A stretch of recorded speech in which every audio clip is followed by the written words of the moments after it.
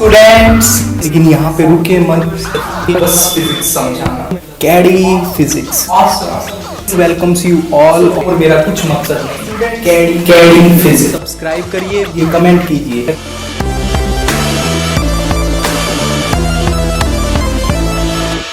A very good morning students, I welcome you all on this YouTube channel। ज़्यादा से ज़्यादा videos को like करिए, चैनल को शेयर कीजिए और स्टूडेंट कमेंट कीजिए। तो स्टूडेंट, लास्ट क्लास के अंदर मैंने मोशन अंडर ग्रेविटी की शुरुआत की थी और मैंने 5 इक्वेशन टोटल आपको बता दी थी कि ये 5 इक्वेशन आपके पास होती हैं न्यूमेरिकल सोल्व करने के लिए। लेकिन जब ग्रेविटी की बात करेंगे, मैंने object is falling under gravity, तो उस केस में स्टूडेंट आप एक्सेलरेशन को जी से रिप्लेस कर दोगे और आपको केवल ये देखना है वेलोसिटी और एक्सेलरेशन सेम डायरेक्शन में है या फिर अपोजिट डायरेक्शन में है। उसके हिसाब से मैंने जो इक्वेशंस थी स्टूडेंट उनको मॉडिफाई करके आपको दिखा दिया था।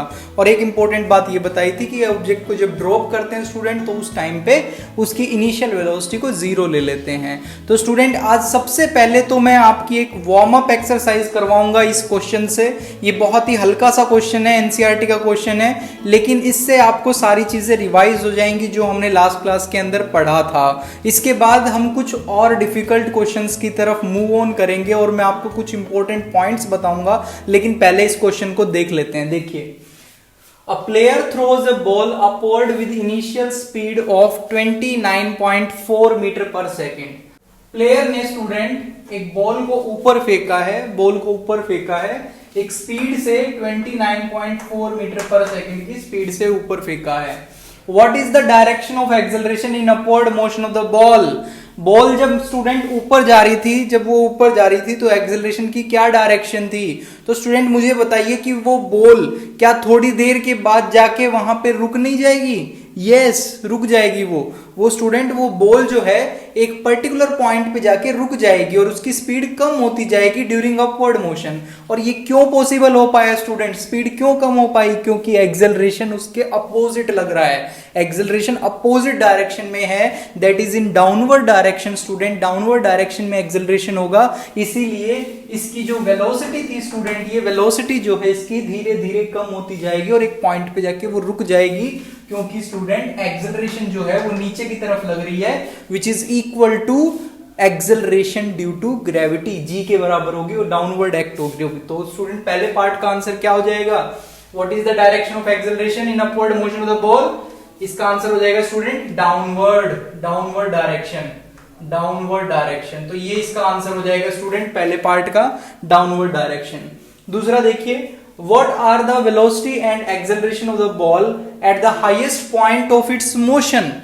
जब स्टूडेंट वो बॉल अपने हाईएस्ट पॉइंट पे पहुंच गई है, सबसे लास्ट पॉइंट पे पहुंच गई है, ऊपर वाले इस पॉइंट पे पहुंच गई है, तब बताइए उसकी वेलोसिटी और एक्सेलरेशन कितने हैं? तो स्टूडेंट, सिंपल सी बात है, जब वो हाईएस्ट पॉइंट पे पहुंचेगी तो रुकेगी, ऑब्वियसली रुक के ही तो स्टूडेंट वो टर्न लेगी, फिर ही तो वापस आएगी घूम के। ये चौक मैं ऊपर फेंकता हूं तो हाईएस्ट पॉइंट पे रुकेगा, फिर दूसरी डायरेक्शन में मूव करेगा, तो वेलोसिटी कितनी है? 0। वेलोसिटी कितनी होगी? 0। टॉप मोस्ट पॉइंट पे उसकी जो वेलोसिटी होगी स्टूडेंट वो कितनी हो जाएगी? 0।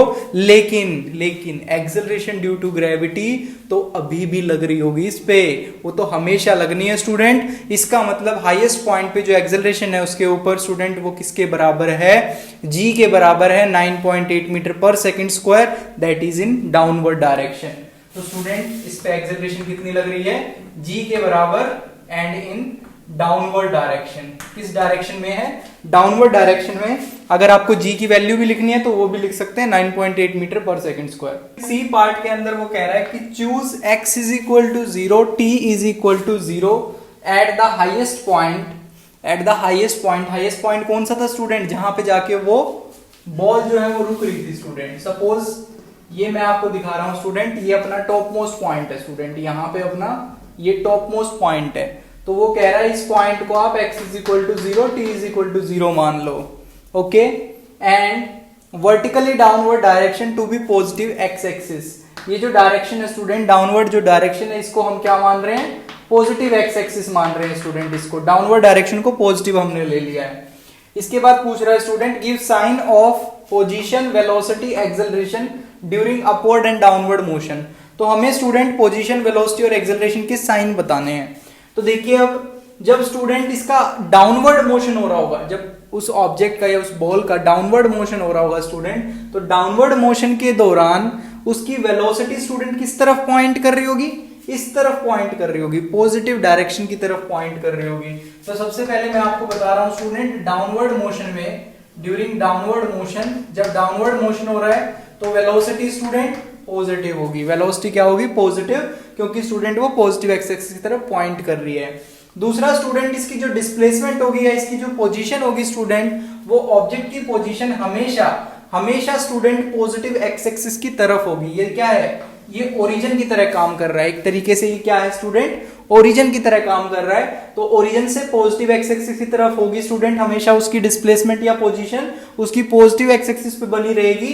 जैसे कि स्टूडेंट यहाँ पे 1, ये 2, ये 3, ये 4, बिल्कुल एक नंबर लाइन की तरह, जैसे नंबर लाइन पे होती है।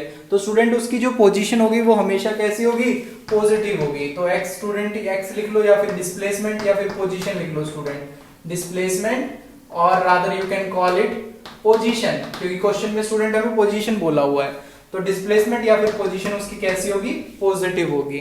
दूसरी बात फिर पूछी हुई है स्टूडेंट, एक्सेलरेशन। तो एक्सेलरेशन कैसी होगी यहाँ पे, वो तो स्टूडेंट डाउनवर्ड ही है। एक्सेलरेशन हमें पता है जी कहाँ लग रही है, नीचे की तरफ लग रही है, और वो डायरेक्शन आपने पॉजिटिव ली है, तो स्टूडेंट ए भी क्या हो जाएगी, पॉजिटिव। तो इसका मतलब डाउनवर्ड मोशन में तीनों velocity, position and acceleration are positive. अब देखते हैं, बात करते हैं हम अपवर्ड मोशन की। अब बात करते हैं स्टूडेंट अपवर्ड मोशन की, जब वो बॉल जो है ऊपर की तरफ जा रही होगी। देखिए जैसे ये मैंने यहाँ पे दिखा रखा है, मैं एक अलग से बना देता हूँ यहाँ पे डायग्राम। तो स्टूडेंट अपवर्ड मोशन में, जब आपने अपवर्ड मोशन करना है स्टूडेंट, अपवर्ड मोशन आपको देखना है, तो पॉजिटिव एक्स एक्सिस तो नीचे की तरफ है, लेकिन जो बॉल है स्टूडेंट वो आपकी ऊपर की तरफ जा रही है। तो इसका मतलब स्टूडेंट जो वेलोसिटी है that is towards negative x axis. अगर मैं ये ध्यान से देखूं स्टूडेंट, तो इसके इस तरफ, ये अगर आप इसको ओरिजिन मान लेते हैं, तो दूसरी तरफ स्टूडेंट ये क्या है, दिस इज स्टूडेंट, ये पॉइंट करेगा आपका नेगेटिव एक्स एक्सिस की तरफ, और ये वेलोसिटी स्टूडेंट नेगेटिव एक्स की तरफ पॉइंट कर रही है। या फिर आप कह सकते हो ये स्टूडेंट इसके अपोजिट डायरेक्शन में, तो मुझे इस वेलोसिटी को क्या लेना चाहिए, नेगेटिव लेना चाहिए। So during upward motion your velocity is having a negative sign, तो ये नेगेटिव होगी student velocity during upward motion. अब बात करते हैं एक्सेलरेशन की।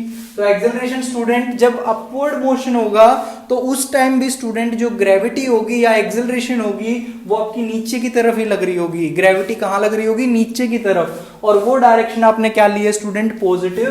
तो acceleration is still positive student, acceleration यहाँ पे भी पॉजिटिव है, क्योंकि कुछ भी हो स्टूडेंट, वेलोसिटी ऊपर रहे नीचे रहे, आपकी ग्रेविटी तो हमेशा डाउनवर्ड लगेगी, आपकी ग्रेविटी हमेशा डाउनवर्ड लगेगी। आपने वो कहावत सुनी होगी student, everything which goes up comes down. जो भी स्टूडेंट ऊपर जाता है उसको नीचे आना ही है। तो वो नीचे क्यों आता है, because gravity is always downward, gravity हमेशा नीचे लगती है। ये डायरेक्शन जो है स्टूडेंट, ये आपने पॉजिटिव लिया, तो ग्रेविटी पॉजिटिव डायरेक्शन में है, तो एक्सेलरेशन पॉजिटिव आ गई। व्हाट अबाउट डिस्प्लेसमेंट और पोजीशन, इस केस में स्टूडेंट पोजीशन कैसी होगी, तो मैंने आपको कहा था स्टूडेंट ओरिजिन है, अपवर्ड मोशन भी होगा तब भी स्टूडेंट यहां से तो पॉजिटिव एक्स एक्सिस की तरफ ही रहेगी वो। इसका कितना भी डिस्प्लेसमेंट हो स्टूडेंट, ये ऑब्जेक्ट कहीं भी आ जाए, आप इसको देख सकते हैं, इसकी वैल्यू कैसी होगी, पॉजिटिव ही रहेगी। जैसे स्टूडेंट मैं ये मार्क कर देता हूँ 1 2 3 4 5 6, तो स्टूडेंट वो ऑब्जेक्ट कहीं भी रहे, यहाँ पे कहीं भी रहे, उसकी जो पोजीशन होगी स्टूडेंट वो तो पॉजिटिव ही रहनी है, वो इसके बाहर तो जा नहीं सकता, x इज इक्वल टू 0 के दूसरी तरफ तो जा नहीं सकता जहां पे वो नेगेटिव हो सकता था, क्योंकि स्टूडेंट वो x इज इक्वल टू 0 से इसी तरफ रहेगा, पॉजिटिव डायरेक्शन में ही रहेगा, इसीलिए उसकी वैल्यू क्या होगी, हमेशा पॉजिटिव होगी। तो पोजीशन इसकी कैसी आ जाएगी स्टूडेंट, पॉजिटिव आ जाएगी। तो ये आपको याद रखना है, केवल यहाँ पे वेलोसिटी नेगेटिव होगी, ये दोनों पॉजिटिव रहेंगे, whether it is upward motion और डाउनवर्ड मोशन। लास्ट पार्ट देखिए स्टूडेंट, लास्ट पार्ट में आपको इक्वेशन ऑफ मोशन यूज करनी पड़ेगी। लास्ट पार्ट के अंदर आपको पूछा हुआ है, to what height does the ball rises and after how much time ball returns to the player's hand. तो स्टूडेंट ये आपको पूछ रहा है कि कितनी हाइट तक बॉल राइज करेगी। तो इसके लिए स्टूडेंट मुझे पता है कि इनिशियल वेलोसिटी कितनी है 29.4, और क्योंकि स्टूडेंट मुझे पता है कि मैक्सिमम हाइट पे पहुंचने के बाद उस बॉल की वेलोसिटी कितनी हो जानी है, 0 हो जानी है। ये ध्यान रखिए स्टूडेंट, यहाँ पे फाइनल वेलोसिटी कितनी हो जानी है उसकी, उस पॉइंट पे जाके 0, उसके टॉप मोस्ट पॉइंट पे उसकी वेलोसिटी कितनी हो जाएगी, 0 हो जाएगी। इनिशियल वेलोसिटी आपको दे रखी है 29.4 metre per second, 29.4 metre per second आपको इनिशियल वेलोसिटी दे रखी है। और स्टूडेंट क्योंकि एक ग्रेविटी का केस है, क्योंकि बॉल को जब हम फेंकेंगे स्टूडेंट तो वो ग्रेविटी के हवाले कर दी हमने, तो स्टूडेंट यहाँ पे एक्सेलरेशन कितने के बराबर होगी, acceleration is equal to -9.8 metre per second square. आप समझ सकते हैं स्टूडेंट, मैंने कन्वीनियंस के लिए इसको नेगेटिव ले लिया है और अपवर्ड डायरेक्शन को मैंने पॉजिटिव चूज कर लिया है। यहाँ पे स्टूडेंट मैंने चूज किया है अपवर्ड डायरेक्शन को पॉजिटिव चूज किया है, इसको पॉजिटिव चूज किया है स्टूडेंट, और डाउनवर्ड डायरेक्शन को मैंने नेगेटिव चूज किया है, डाउनवर्ड डायरेक्शन को नेगेटिव चूज किया है स्टूडेंट, और इसको मैंने ओरिजिन मान लिया। जहां से आपने बॉल को फेंका है स्टूडेंट वो हमारा x is equal to 0, t is equal to 0 है स्टूडेंट। अपवर्ड डायरेक्शन को पॉजिटिव, डाउनवर्ड को नेगेटिव, और एक्सेलरेशन को मैंने -9.8 मीटर पर सेकंड स्क्वायर इसीलिए लिखा है स्टूडेंट। अब आप इक्वेशन ऑफ मोशन अप्लाई कर सकते हैं। देखिए मुझे इसमें हाइट निकालनी है, मैक्सिमम हाइट, तो मैं third equation of motion apply कर सकता हूं। देखिए v square is equal to u square plus 2gh। देखिए यहाँ पे आप माइनस अगर यूज कर देंगे तो ऑटोमेटिकली फिर आपको ये माइनस नहीं लेना है। यहाँ पे मैंने माइनस ले लिया है a को, -9.8, इसीलिए स्टूडेंट फिर आप जब पुट करोगे तो इसीलिए मैंने यहाँ पे प्लस साइन लिया है। देखिए अब v स्टूडेंट 0 है, u आपका 29.4 whole square minus 2 into 9.8 into h। देखिए ये जो माइनस साइन है ये ऑटोमेटिकली आ जाएगा यहाँ पे। अब देखिए स्टूडेंट 29.4 होल स्क्वायर, इसको मैं इस तरफ ले जाता हूँ, 29.4 इंटू 29.4 डिवाइड बाय 2 इंटू 9.8। ये देखिए 3 पे ही जाएगा स्टूडेंट, ये 3 से कैंसिल आउट हो जाएगा और ये बन जाएगा स्टूडेंट 14.7 हो जाएगा student. 14.7 into 3 that is 44.1 metre. तो स्टूडेंट पहले पार्ट का आपका आंसर आ जाएगा 44.1 मीटर। इतनी हाइट वो, इतनी मैक्सिमम हाइट तक वो बॉल राइज करेगी। देखिए स्टूडेंट इसमें ये भी पूछा हुआ है कि after how much time ball returns to the player's hand.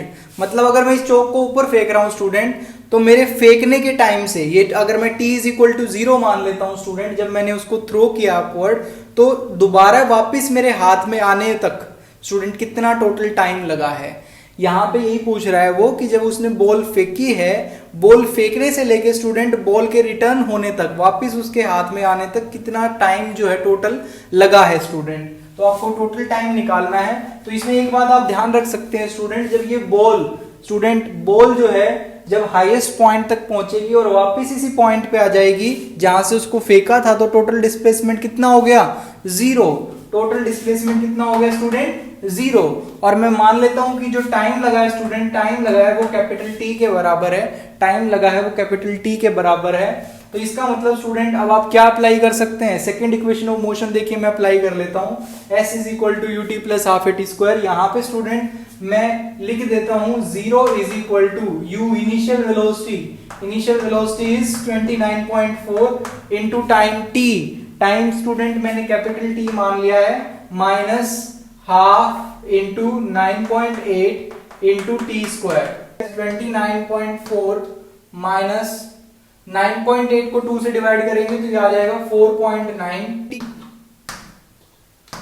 Is equal to 0। देखिए मैं इसमें से t कॉमन निकाल सकता हूं, मैं इसमें से अगर t कॉमन निकाल लूंगा तो स्टूडेंट ये इक्वेशन बन जाएगी। तो यहां से दो सॉल्यूशन आ रहे हैं, या तो टाइम ये जो t है स्टूडेंट या तो ये 0 है, या फिर this t is equal to 29.4 divide by 4.9 that is student is 6। So student time आ जाएगा आपका 6 सेकेंड। तो टोटल उसको 6 सेकेंड लगेंगे। इस क्वेश्चन को स्टूडेंट आप एक और तरीके से कर सकते थे। देखिए इस पार्ट को एक और तरीके से कर सकते थे। इसमें स्टूडेंट आप ये कर सकते थे कि आप टाइम निकाल लीजिए यहां से मैक्सिमम हाइट तक पहुंचने का, और फिर उसको केवल डबल कर दीजिए, क्योंकि जितना टाइम ऊपर जाने में लगेगा उतना ही टाइम नीचे आने में लगेगा। इस टाइम को जो ऊपर जाने में लगता है स्टूडेंट, इसको हम टाइम ऑफ एसेंट कहते हैं, और जो नीचे आने का टाइम लगता है स्टूडेंट उसको टाइम ऑफ डिसेंट कहते हैं। और टाइम ऑफ एसेंट बराबर होता है टाइम ऑफ डिसेंट के। तो आप first equation of motion use करके v इज equal to u minus g t इस इक्वेशन को यूज करके टाइम निकाल सकते थे। देखिए फाइनल वेलोसिटी तो 0 होनी है और इनिशियल वेलोसिटी आपको 29.4 दे रखी है, माइनस जी कितना है स्टूडेंट 9.8 है, मैंने यहाँ पे ऑलरेडी माइनस ले लिया है, तो जी को फिर से माइनस लेने की जरूरत नहीं है, ध्यान रखिए। तो स्टूडेंट आपका टाइम आ जाएगा यहाँ से सोल्व करके 29.4 divide bye 9.8 that is 3 second. यहाँ से सोल्व करके कितना आ जाएगा 3 सेकेंड। लेकिन स्टूडेंट ध्यान रखिए ये कौन सा टाइम है, ये वो टाइम है जब उसकी फाइनल वेलोसिटी 0 हो गई, मतलब ये एक तरफ का टाइम है स्टूडेंट, ये टाइम ऑफ एसेंट है, ऊपर जाने का जो टाइम है केवल वो है। लेकिन क्वेश्चन में आपको वापिस आने तक का टाइम पूछा हुआ है, तो केवल आप इसका डबल कर देंगे, 3 इंटू 2 कितना आ जाएगा स्टूडेंट, टोटल टाइम अगर करेंगे that is twice of T, और वो आ जाएगा स्टूडेंट 3 टू जा 6 सेकेंड। तो उतना ही आ जाएगा स्टूडेंट, दोनों से सेम ही आंसर आएगा, केवल मैंने इसमें first equation of motion use की है और साथ में कंसेप्ट यूज किया है time of ascent is equal to time of descent. और यहाँ पे स्टूडेंट मैंने आपको second equation of motion use करके दिखाई है, और मैंने क्या यूज किया यहाँ पे कंसेप्ट कि टोटल डिस्प्लेसमेंट उस दौरान उसकी 0 हो जाएगी। तो ये दो कंसेप्ट ने स्टूडेंट, लेकिन आपका आंसर सेम ही आना है स्टूडेंट। अब कुछ बहुत इंपॉर्टेंट बातें हम डिस्कस कर लेते हैं, ये छोटी छोटी मगर मोटी बातें हैं। देखिए स्टूडेंट, पहली बात तो अभी जो थोड़ी देर पहले मैंने आपको बताई थी वही मैं बताता हूं, time of ascent is always equal to time of descent. इसको आप लिख लीजिए स्टूडेंट, बहुत यूज होगा ये आपका क्वेश्चंस के अंदर। Time of ascent is equal to time of descent. Time of descent, ascent क्या था student, total time taken by the particle to reach its maximum height. आप चाहे तो इसको अपनी कॉपी के अंदर लिख भी लीजिए। टाइम ऑफ एसेंट क्या होता है, total time taken by the particle to reach its maximum height. और टाइम ऑफ डिसेंट क्या है student, it is the total time taken by the particle from the maximum height to its original point of throw. जहां से student उसको फेंका था उसी point पे वापस आने में जो उसको टाइम लगा स्टूडेंट मैक्सिमम हाइट से, वो स्टूडेंट टाइम ऑफ डिसेंट होगा। जैसे मैं यहाँ पे दिखा देता हूँ स्टूडेंट, ये मान लो h हाइट कवर की है इस पार्टिकल ने, जिसको आपने u वेलोसिटी से फेंका था स्टूडेंट, मैक्सिमम हाइट इसने h कवर की है। तो यहां से यहां तक जाने में जो स्टूडेंट इसको टाइम लगा वो t1 है, that is time of accent, this is time of accent, ऊपर जाने में जो टाइम लगा। और स्टूडेंट वापिस आने में इस हाइट से मैक्सिमम जो उसने हाइट कवर की है स्टूडेंट, टॉप मोस्ट पॉइंट से वापिस आने में स्टूडेंट इसको टाइम लगा t2, that is time of descent. Descent के दौरान जो उसको टाइम लगा स्टूडेंट, तो मैं कह सकता हूं t1 is always equal to t2। ये दोनों टाइम स्टूडेंट बराबर होते हैं, time of ascent is equal to time of descent. दूसरी बात देखिए स्टूडेंट, दूसरी बात ये काफी इंपॉर्टेंट है और समझ में आनी चाहिए आपके।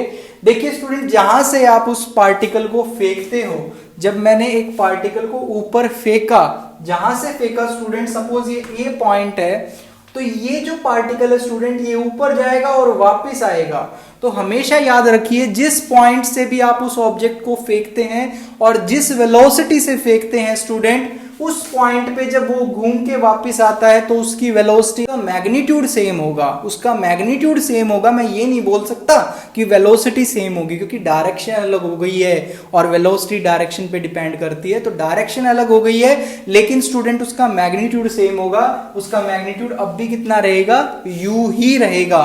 तो स्टूडेंट आपको ये चीज याद रखनी है, सेम पॉइंट को क्रॉस करते वक्त, जब सेम पॉइंट को वो पार्टिकल क्रॉस करेगा स्टूडेंट, तो उसकी वेलोसिटी उतनी ही रहनी है जब वो वापस उस पॉइंट पे घूम के आएगा। और अगर आपसे कोई पूछे student total change in velocity कितना हुआ, तो आप बताओगे उसको total change in velocity is total change in velocity. कितना चेंज इन वेलोसिटी हुआ स्टूडेंट उस पॉइंट को वापस क्रॉस करने के दौरान, मतलब आपने फेंका फिर घूम के वापस आया तो उसकी वेलोसिटी कितनी चेंज हुई है। तो स्टूडेंट आप बता सकते हो उसको u माइनस ऑफ u।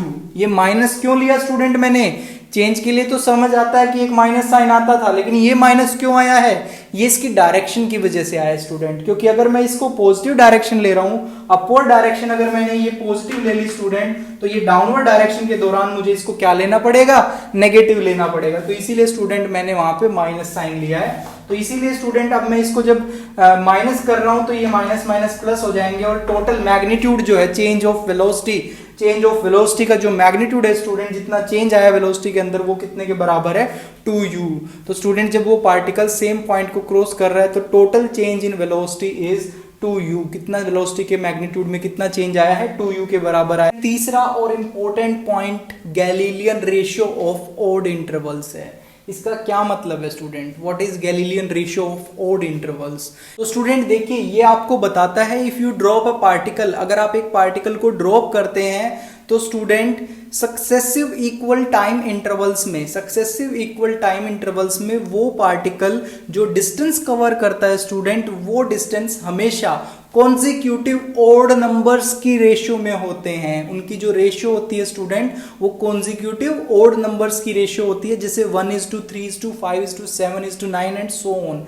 लेकिन टाइम इंटरवल क्या होने चाहिए? बराबर होने चाहिए। जैसे स्टूडेंट, अगर मैंने यहां से एक पार्टिकल को ड्रॉप किया स्टूडेंट, तो ये अगर टाइम इंटरवल t है स्टूडेंट और ये नेक्स्ट टाइम इंटरवल भी t है, जैसे कि कुछ 2 सेकंड हो गया स्टूडेंट, 2 सेकंड का, फिर 2 सेकंड का, फिर नेक्स्ट 2 सेकंड स्टूडेंट, फिर next 2 second.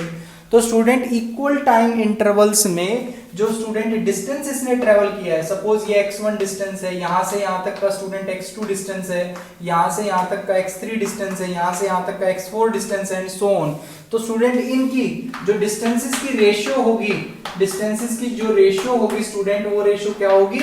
1:3:5:7 and so on. और ये हमेशा होगी स्टूडेंट। अगर आपके सक्सेसिव अगर आपके जो टाइम इंटरवल है स्टूडेंट, जो टाइम इंटरवल्स हैं आपके, अगर वो बराबर हैं, तो बराबर टाइम इंटरवल में स्टूडेंट उसकी जो डिस्टेंसेस होंगे उनकी रेशियो हमेशा ओड नंबर्स की रेशियो को फॉलो करेगी। इसीलिए इसका नाम भी है student Galilean ratio of odd intervals. Odd intervals की गैलीलियन रेशियो इसको हम कहते हैं student, Galilean ratio of odd intervals, odd numbers की रेशियो में।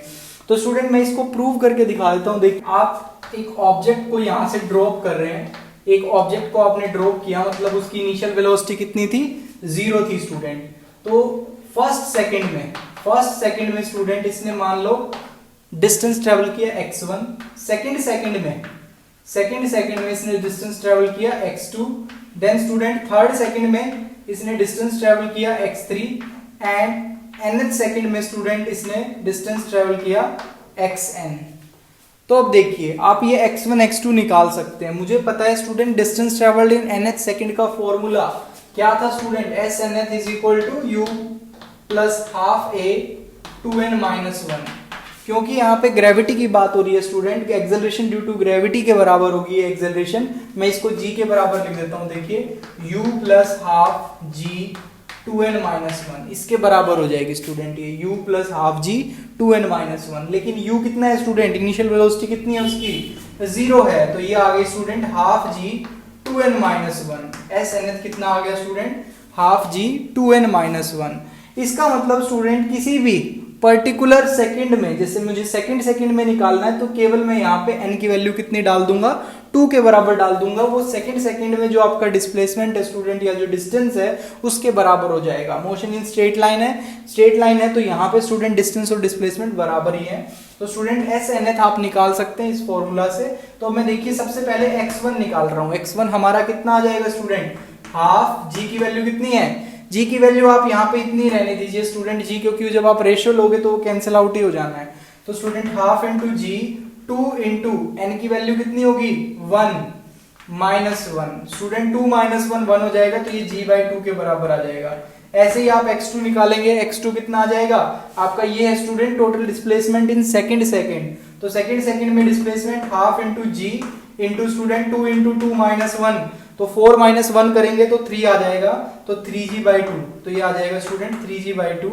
ऐसे ही स्टूडेंट आप x3 निकालेंगे, तो x3 आपका 5g/2 आ जाएगा एंड सो ऑन। स्टूडेंट आप xn निकालेंगे, तो xn आपका आ जाएगा स्टूडेंट हाफ g 2n-1। ये आ जाएगा स्टूडेंट हाफ g 2n-1। तो जब इन सब की रेशियो लोगे स्टूडेंट, तो क्या रेशियो आएगी? देखिए, g/2 इनकी रेशियो कितनी आएगी student? x1 is to x2 is to x3 and so on xn is equal to, देखिए क्या आएगी?